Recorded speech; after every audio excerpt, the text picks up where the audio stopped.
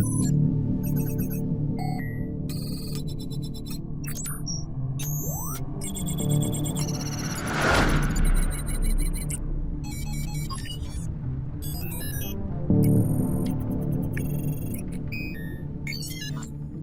are about to participate in a great adventure.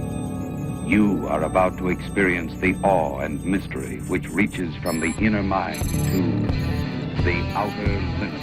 Good morning, everybody. We're going to talk about an asteroid. Okay, so what you're looking at here is 2020 414, and you see this virtual orbit, this pink one here around the sun. But see how it crosses the orbit of our system?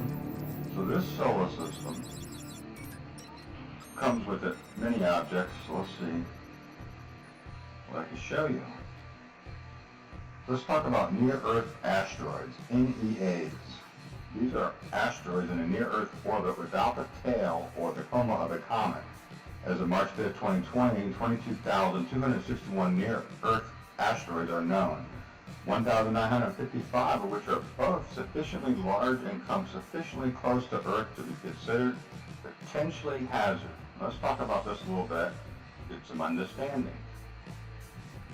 So, down here, a small number of near-Earth asteroids are extinct comets that have lost their volatile surface materials. Although having a faint or intermittent comet-like tail does not necessarily result in a classification as a near-Earth comet, making the boundaries without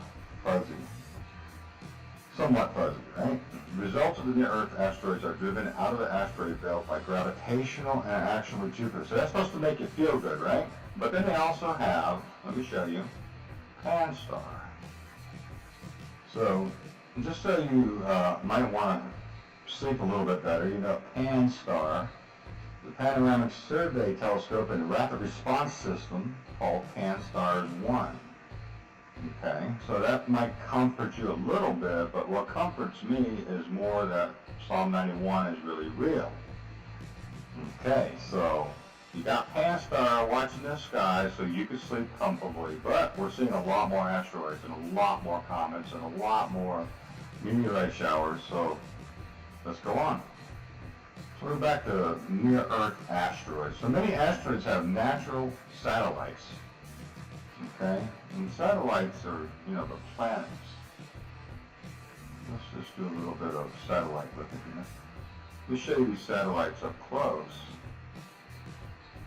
Let's see if they come in close. A number of satellites. Satellites are moons, astronomical bodies, orbits of a planet, a minor planet. So you have all these planetoids, small solar system bodies that are just, you know, they're called natural satellites. Now you have not natural satellites, which is debris. And I think they're tracking something like 20,000 pieces of debris right now. Just old satellites that could come to the orbit. So keep that in mind as you're watching this today. So as you can see right here, let's just use the simplest way we can show you this pink retrograde orbit is coming through our solar system. That's what they say, but I think this solar system, the Planet X solar system, Nibiru, I think this solar system, when it crosses these lanes, it leaves debris. It leaves satellite planets, asteroids and moons. Asteroids, moons, comets, all that is part of their system. And all that is part of our system, which we have asteroids. We have a belt of asteroids. So they have a belt of asteroids. So their asteroids are coming into our system, right? So keep that in mind. Now, minor planet destination. Let's talk about that. For the provisional destination of minor planets, see provisional destination in astronomy. Okay, we don't want to go there. A formal minor planet destination is, in its final form, a number name combination given to a minor planet. So in this diagram right here, I won't pull it up, but you have planetoids, minor planets, you have dwarf stars, dwarf planets, you have asteroids, you have asteroid satellites, moons around the asteroids, rocks around the asteroids. So let's go to asteroids. So here you go, asteroids. is showing you big rocks. And they have different classifications. But let's go to the Centaur. Okay? And I'm going to show you a little bit about the Centaur solar systems. They call them Centaurs. What are Centaurs? A mythical creature, right? So is the Pan star. Pan's a mythical creature. We'll get into that in a minute. So we're talking about Centaurs here. Small solar system body. Now what I've been showing you for almost 4 years, 3.5 years, are the small solar system bodies coming in with their asteroids, with their moons, with their satellites. Now, a centaur is a planetary astronomy. And planetary astronomy is a small solar system body, right? Here we go. Here's my diagram. Okay, and I should pull up this diagram, and I think I will, because you need to know. So a small solar system body, SSSB, is an object in the solar system that is neither a planet or a dwarf planet, nor a natural satellite. The term was first defined in 2006 by International Astrological Union, IAU, as follows: all other objects, except satellites, orbiting the sun shall be referred to as a small solar system body. So all these things we look at in our skies, we got planets, planetoids, trans-Neptune objects, which we'll get into. Centaurs are a small body, like a small solar system. You got dwarf planets in there. You got small solar system bodies. You got comets flying around in there. And you got other Centaur smaller. So you can have an asteroid that can have 2 moons and another bigger asteroid, and they're all circling each other, and that's another Centaur in its own classification, wouldn't you say? So, just so you know, what we're looking at is a Centaur. Now, I want to get into this Centaur and Pan thing. So we got Pan stars, 1, watching the sky, which I'm going to go back to a little bit on the spiritual side of this thing. The Greek myth, Pan, God, ancient Greek religion, mythology, Pan, ancient Greek, right? Romanized it, is the goat of the wild shepherds and flocks, nature of mountain wilds, rustic music, and impromptus, companion of nymphs, has leaned towards sexual behavior. And he has the hindquarters, legs, and horns of a goat, and the same manner as a fawn or a star. He is a goat man, basically, guys. Remember I did a little thing on the goat man. You know, he's pretty much a goat man. I showed a little video on that about 2-3 weeks ago. Now, also you have the Centaur. Centaur's half man, half horse, which these Centaurs represent barbarism and unbridled chaos. So what's going on in the street? Barbarism. And what's unbridled chaos is what's going on in the sky is unbridled chaos. It's just going everywhere. So you got Pan, stars 1, and the Centaurs, or the planets, the small solar systems invading our system. The solar system of chaos. That's just a little spiritual side note there, folks. That's all. So again, a Centaur, half horse, half man, god of chaos, a planetary astrology. Okay, so it's a small body with an, it has a semi-major axis, like it has a sun and planets have moons, and it's colliding kind of with our orbit. So even when you watch that new Star Trek series, I want to show you how some of the elite is showing us what's going on. You'll see one whole solar system colliding with another whole solar system, and it almost looks like, I'm going to put a picture up, it's almost like they're showing us, this is what's happening, guys. And then I showed you the planets on that. They're all the same color. That whole storm coming in, and they're showing you how this storm looks in space, called a Centaur. It's a small solar system body.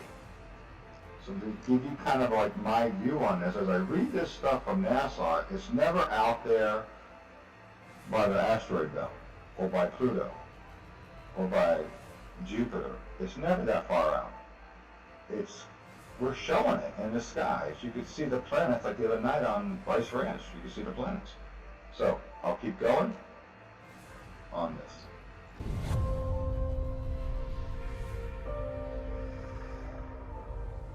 Captain, where are we going? We have no map, and you can't set a course without a star.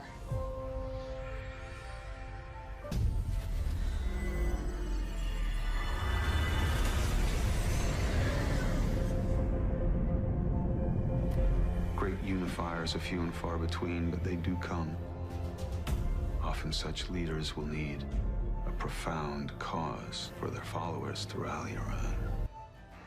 So here's some of those largest known trans-Neptunian objects, TNOs. So you see like the different planets and objects they have found, but you don't see them put in Planet X system. But I think a lot of these are representing Planet X, personally. You don't know.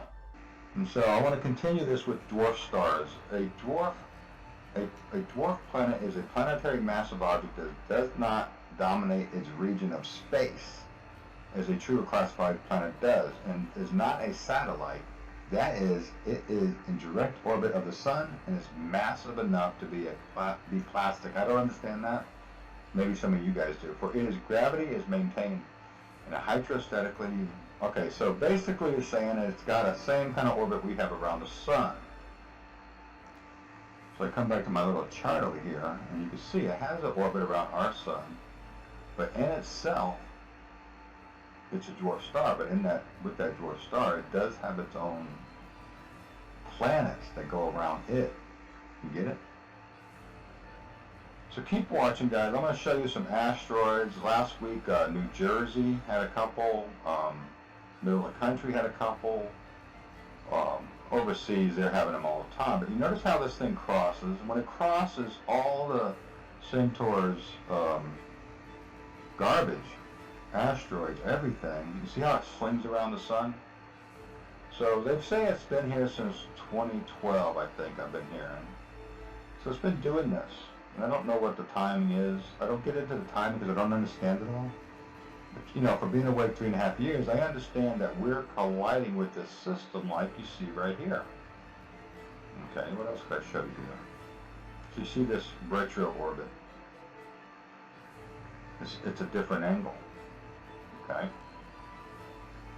So here's your normal, the sun, the planets go around in orbit, normal orbit. But a retro orbit is one that is opposite of our orbit. Actually, I think it goes in reverse of our orbit. So, I'm going to talk a little bit about the size of the distribution of these things. While the size of a small fraction of these asteroids is known to better than 1% from radar observation, from images of the asteroid surface, or from stellar copullations. So when they get hidden by something else, another object is hidden. The diameter of the vast majority of the near-Earth asteroids has only been estimated on the basis of their brightness and represents an asteroid surface. So they, so this is what's happening. They could measure it by the surface. They don't have an exact science on this thing. So you're looking at near-Earth asteroids discovered 2019, November 2nd. This is their report. And the larger the size, this is the diameter. 100 to 500 is 5,000. It's increased quite a bit. The 0 to 30 there's 4,500. Then you go bigger. And I can't give you a comparison because I don't know. But 100 to 300 millimeters, whatever, is 5,200. So the bigger they get, there's still quite a bit of them. And then the real big ones, 1,000 plus, 900 plus. These are like, Centaurs with stuff around them. These are like Centaurs with objects and planetary objects around them. And so we're not imagining what we're seeing, folks. We're just not being told by NASA. So I went and dug this information up, just so you know, these Centaurs, these body of objects, solar celestial objects, stellar cores, comets, the whole gamma. It's got its own asteroids. So when I say look at the asteroids, it could be 6 or 7 an hour. Yesterday, I think I seen 5 asteroids, and I filmed 3 or 4 of them. So What do they look like? I'll show you. So let's keep watching and keep our eyes open. You guys get your cameras ready to take fireball pictures because they're going to start seeing them. They're going to come in. We're crossing the path right now. I believe we're crossing the path right now.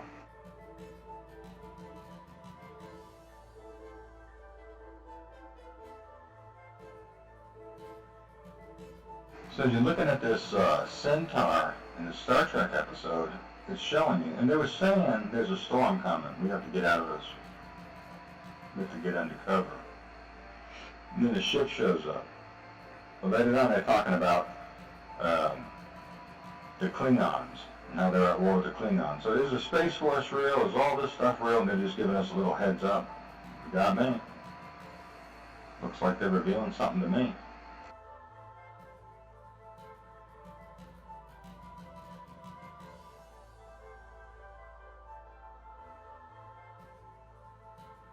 Now see, this piece right here they're showing you is the two solar systems collide together with two suns, the binary system. Of course, she's out there in space by herself floating to get closer to it. We're all trying to figure it out and get closer to it, figure it out, understand it. So they're showing us, get ready. You better have your roadmap. You better have your star, Jesus, you're pointing at. Time's at hand.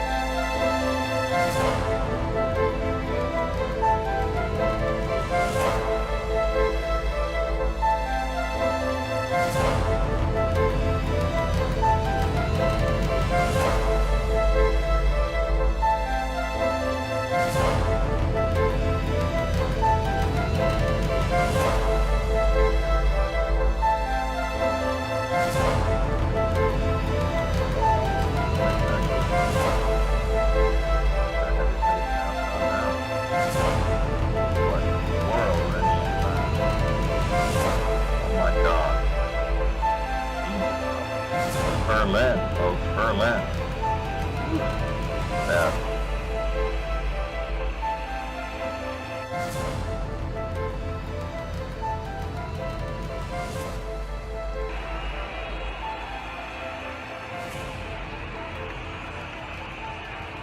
Spraying them down. I wonder if there's any mace in there.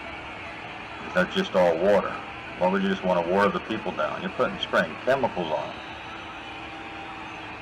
Come on, it can't just be water. It's like, hose the people down so they cool off. It's so hot. It don't even look hot. Look hot to you, Don? It's cloudy, it's not hot. Mace trucks. Mace the people. Go home or get saturated. Better have your face mask on now. What in the world? We're in the end times. Oh my God. Jesus help us. This is Berlin, folks. Berlin. Whew. Bad.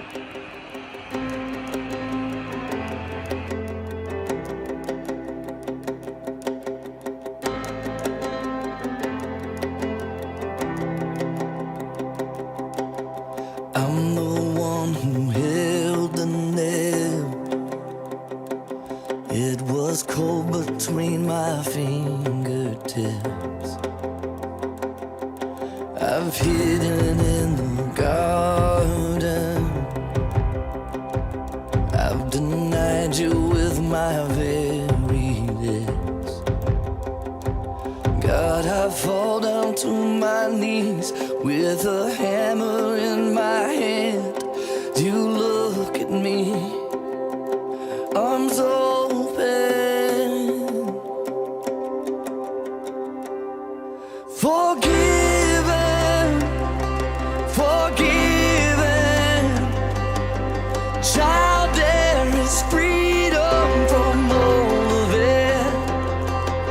Say goodbye to every sin. You are forgiven.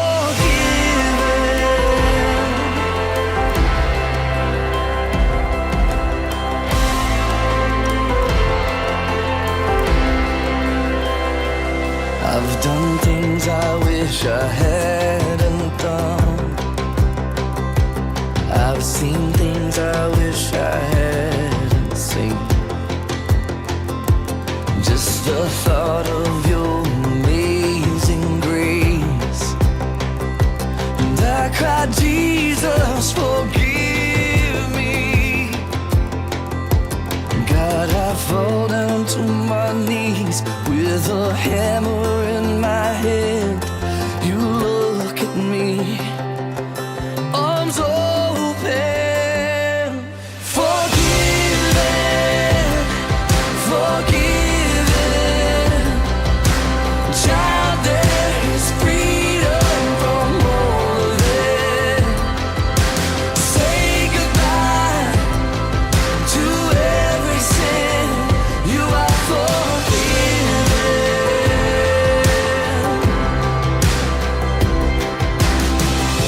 I could have been 6 feet under.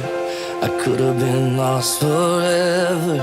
Yeah, I should be in that fire, but now there's fire inside of me. Here I am, a dead man walking. No grave gonna hold God's people. All the weight of all our evil, lifted away, forever free. Who could believe? Who could believe?